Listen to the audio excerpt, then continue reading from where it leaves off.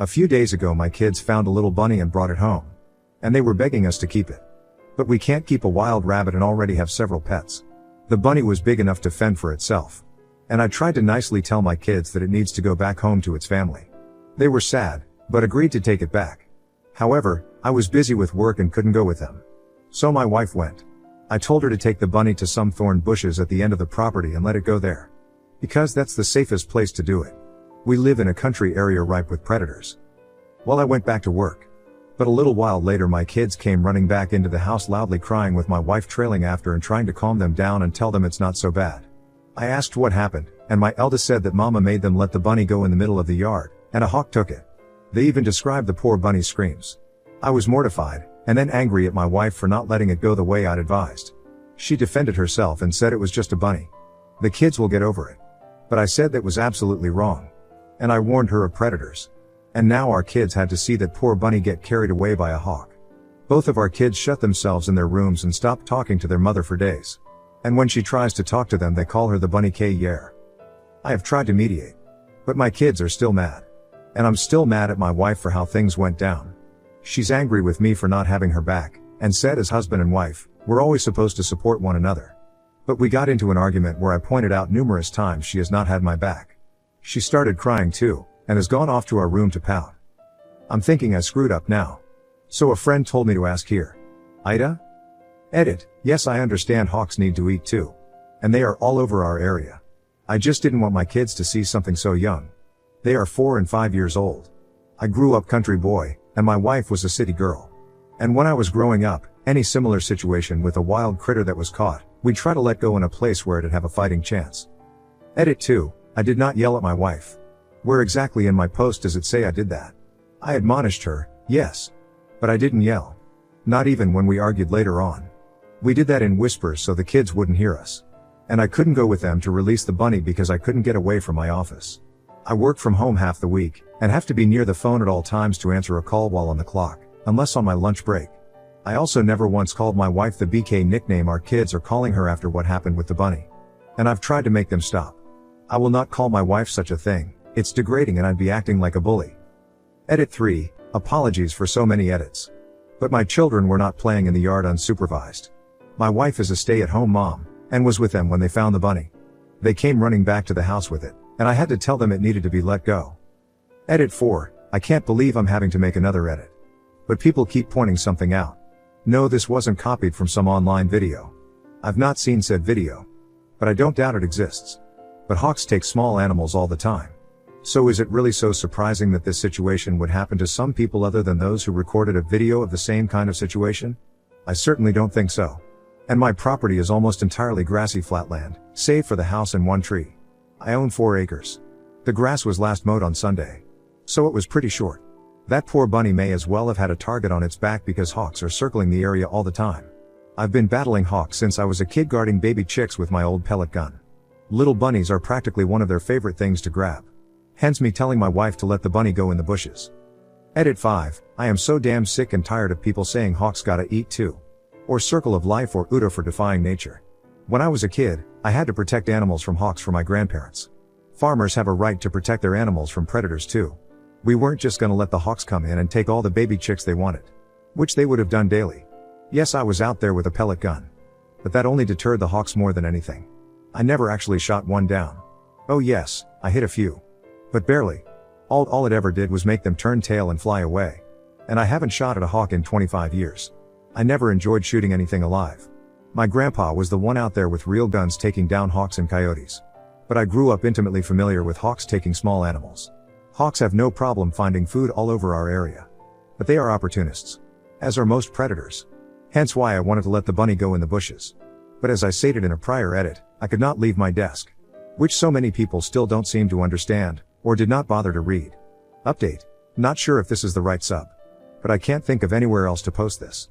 For those who remember me, I'm the guy whose wife made our kids release a wild bunny in the middle of the yard, after I advised her to have the kids take it to the bushes to release it safely. A hawk took the bunny right in front of both of our children, 4 and 5 years old at the time. And they freaked out on their mother, then came running back to me in tears. Our kids started calling their mother the Bunny Slaughter. That name seems appropriate now, and other people called her that as well after her affair got out. What happened with that poor bunny is ancient history compared to what I have to tell now. I'm speaking as a free man after finishing divorce a couple of months ago. This is going to be pretty long and complicated. So buckle up. Edit. AP stands for a fair partner. Apologies for not making that clear sooner. I did show my wife my original Reddit post. And she was very angry with me. So much so it caused a bad fight. And after it, I got the silent treatment for another week. I tried to make my kids stop mistreating their mother after the bunny incident. Even with being punished by small groundings and timeouts. But the BS nickname kept coming back every time our kids got angry with their mother.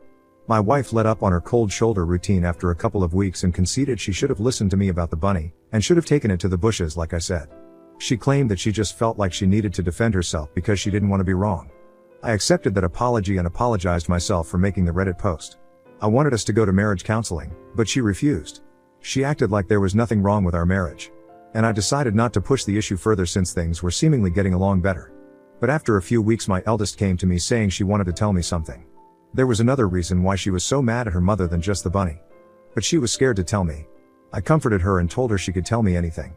Well, what she said shocked me, and changed everything in an instant. She said that for months Mama had been bringing a man over some Saturdays I was at work, and had referred to him as her special friend. She got our kids to keep quiet about it by various means of bribery. But my eldest realized that something was very wrong with it. And spent some time working up the courage to tell me. Kids know things, and pick up on stuff very quickly. I really dislike it when people dismiss those facts. I had noticed my wife acting a bit differently lately. She had been more short with everyone. Especially the kids. I tried talking to her about it when I showed her my first post. And she just went off on me about any little thing she could think of. Insulted my appearance, my character, my habits, even my side of the family. She even brought up that I used to smoke. I quit over 10 years ago. Then she resorted to locking me out of our bedroom and crying so loud you could hear it all over the house. So when my eldest came to me, I ended up putting 2 and 2 together. She was cheating, and her behavior was very similar to the mood swings she had while pregnant with both of our children. Similar, I say, because it was even worse. From what I've gathered searching online and what friends and even a counselor have told me, my wife was both very moody from hormones, and projecting because of her infidelity. I can't claim to be an expert in psychology, but it does seem to make sense.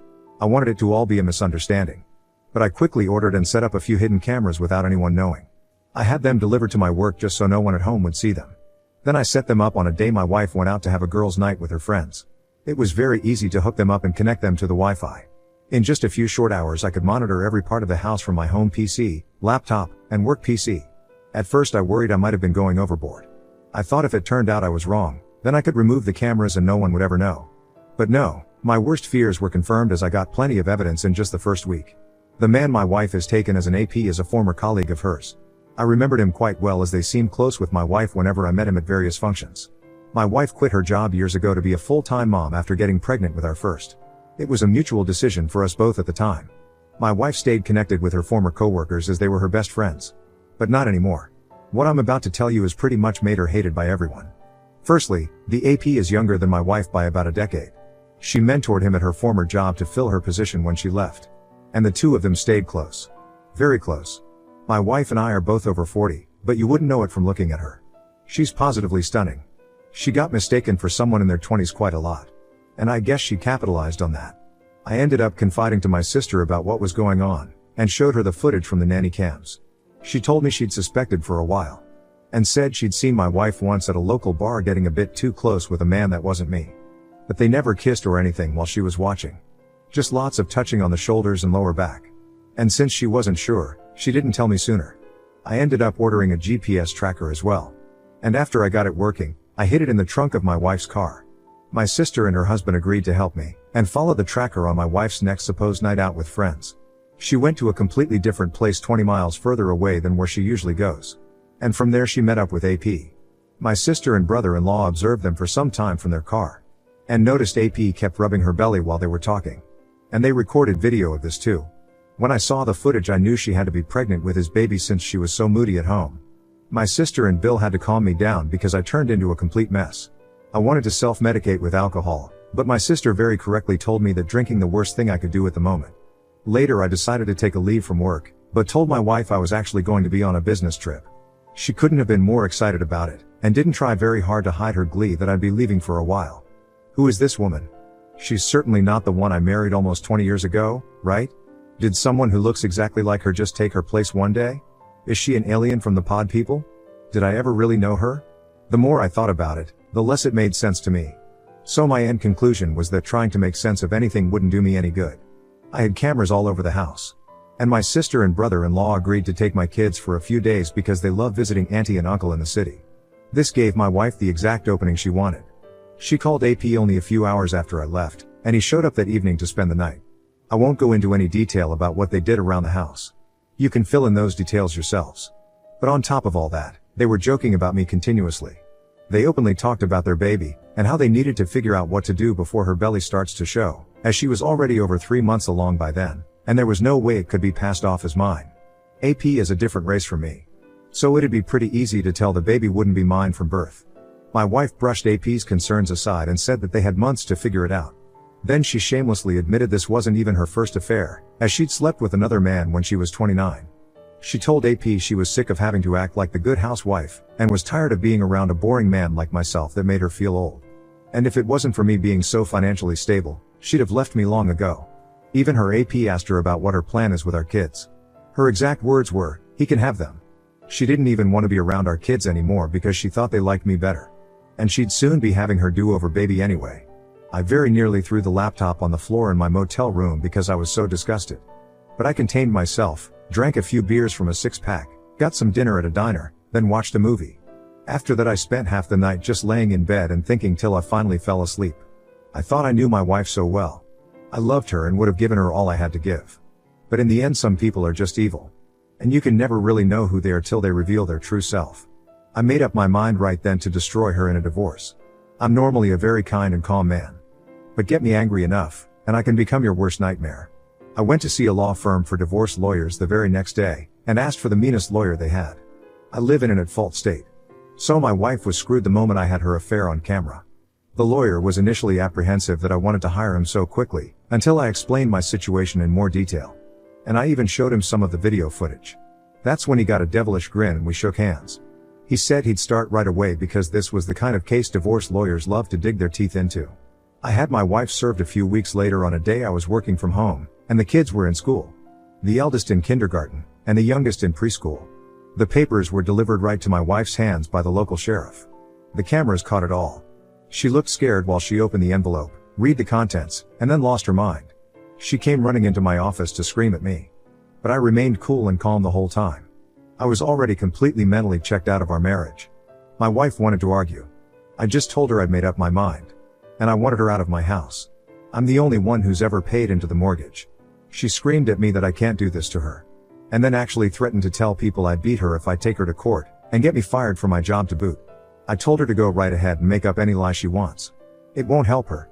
It's not like she wasn't planning on screwing me over since she's pregnant with her AP's baby anyway. She went wide-eyed and asked me how much I knew. I just said I knew enough, and told her once again that I wanted her to leave.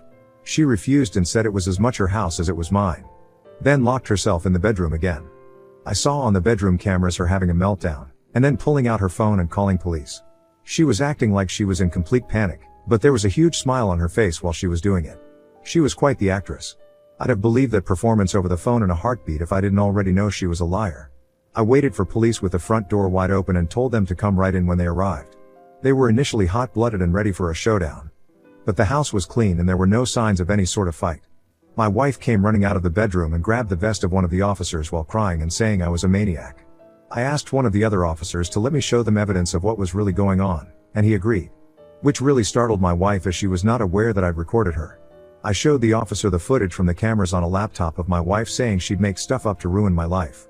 And then the footage from the living room after she ran out of my office and into the master bedroom down the hall. And then the footage from the camera in the bedroom of her calling the police and lying. I'd recorded it all, and from multiple angles no less. And even though she claimed to the police I'd hit her, there was not only no marks on her, but the cameras all around the house showed a completely different story. Then I handed the police a thumb drive and said it had all the video footage they needed of her calling them under false pretenses. My wife, even in the face of all this, stuck to her lie of saying I was an abuser, and even tried to say the recordings were illegal, and therefore inadmissible. But I pointed out they are legal because they were security cameras inside of my own home, and not recorded in public. My wife looked to the police and told them to do something, to which they did. She was the one put in handcuffs. And she started bawling like a child. I could only sit there shaking my head. This was once the woman I'd loved for so many years.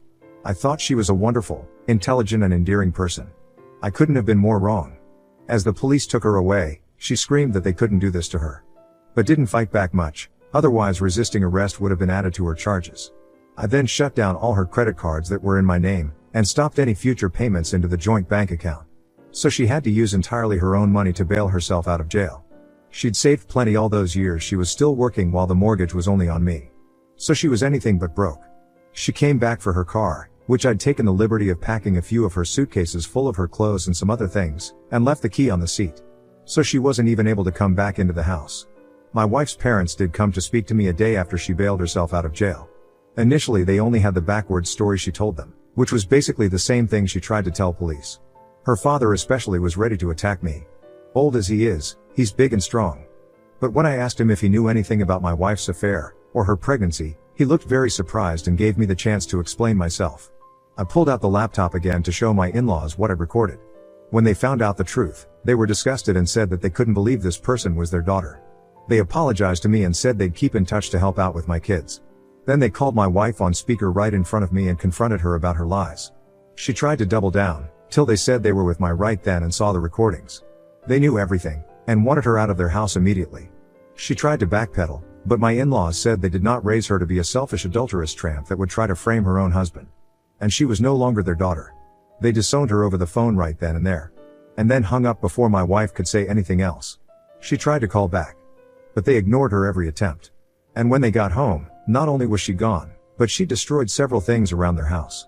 Which my mother-in-law was in tears about. I still consider my ex's parents my in-laws, because they still drop by from time to see their grandchildren. But my ex is effectively dead to us all. My wife later came back with her AP in tow to pack her things. AP wouldn't even come in the house, and my wife refused to speak a word to me while gathering her remaining things. She knew there were cameras everywhere. And she'd damn herself more if she tried anything else. I wasn't alone either, as my sister and brother-in-law were there to help keep an eye on her. Brother-in-law made sure to keep his eye on AP from the window. My wife was still packing when the kids got home. And she made no attempt to speak to either of them. Not even when our youngest cried for her. Before leaving she did take a few of the photos we had of each other from our wedding off the wall and threw them on the floor to break them. I think she was expecting a reaction out of me, because of the way she looked at me while doing it. But since I didn't say anything, she just took the last of her bags and walked out the door. After she was gone, I had to call my elderly mother to come stay with me for a while because I couldn't take care of my kids alone. I couldn't take a lot time off work, and I didn't have a lot of daycare options either. I also ordered DNA tests for my kids. I was sure they were mine. But several people told me that just in case, I had to know. Thankfully yes, both of my children are mine. And yes, I did get tested for STIs. And I'm clean. So no worries there. About a week later my wife showed back up at my door saying that she would agree to a clean divorce if I did as well. Meaning she'd have gotten half of everything if I had agreed. But I said no to her face. There was some fighting back and forth, and she more or less admitted to finding out the law in this state was not on her side. We met, got engaged, got married, and lived our whole lives in this state. There was no way she could get out of taking a major loss unless I agreed to settle. Which I did not. Then I said that she betrayed me, our kids, her parents, and practically everyone by having an affair. Then I slammed the door in her face. She left quietly, and I didn't see her again till court. A few months later in divorce court, my wife was visibly quite pregnant by then. And she'd gotten a lawyer. AP was also nowhere to be seen. I expected her to lie to the judge, which she started to a few times. But I had enough video evidence to refute any lies, so she really didn't stand a chance. So instead she tried to drag out the divorce by simply refusing to cooperate and making various demands. She wanted most of my savings for starters. And she wanted a long list of other things I own. And she wanted me to buy out of her half of the house, even though she never paid into it. On my end I was pushing for full custody of the kids, and to get her name off the house deed. I had the video evidence to back up how she said she didn't really care for our children anymore too, and how she said she would make up lies. My wife tried to stall, and repeatedly change her demands. But the judge didn't let her keep dragging things out. This being an at-fault state meant that she was entitled to very little since she was the adulterer. And her attempting to frame me only made her case even worse. In the end she lost all custody of our kids, and walked away with nothing more than her belongings, what could be considered a fair financial settlement considering the circumstances, and the car I'd previously bought for her. The title was in my name, but I signed it over without a care as part of the settlement. She'd made no attempts to even speak to our kids during the entire divorce anyway. So I got full custody, the house is entirely mine now, and I'm completely free of her. My now ex-wife did try to keep up with her lies about me to others before and during the divorce. But my sister spread word around of my wife's infidelity, and soon all mutual friends cut her off when they realized who was telling the truth. She and her AP left town together after the divorce ended. I heard AP wasn't fired, but he was transferred. Where? I don't know. But I do know my ex had to go with him. They could have transferred him and my ex to freeze in Greenland for all I care. I'm just happy they've both left. My ex should have had her do-over baby by now. And I hope it was worth it to her. This is not what I thought I'd be posting to Reddit after just talking about my wife releasing a bunny where a hawk could get it. But many of the comments I previously got about how my wife was acting made me realize I should have been paying attention to the red flags long ago. I guess I just kept rose-tinted glasses on for our entire marriage. But it's all over now. Thank you to any readers who made it through this. I know it was a lot to read. But this is my life. Edit, I got my ex's name off the house deed because all bank records that could be dug up showed only I ever paid into it. My ex was also repeatedly argumentative with a judge. And in an at-fault state, being a confirmed cheater puts you in world of trouble during a divorce. It's comparable to having a signed prenup against you. And when I said I got the meanest lawyer at the firm I went to, I meant it. The man was like a bear and a shark. The payout my wife got was 60 grand, and she also got the car I bought new for her a couple of years ago that cost me 50 grand. The car was paid off, and I transferred the title to her. My ex was also still offered partial custody of our children. But since the video of her saying she didn't care about them anymore had been seen, she didn't bother to have any custody and willingly relinquished all rights to our kids when she realized she couldn't get her way. And for those who might think police wouldn't have arrested my ex for lying, think again. The police here don't mess around. And my ex with a sociopathic grin on her face tried to frame me as a wife beater. That's plenty grounds for arrest.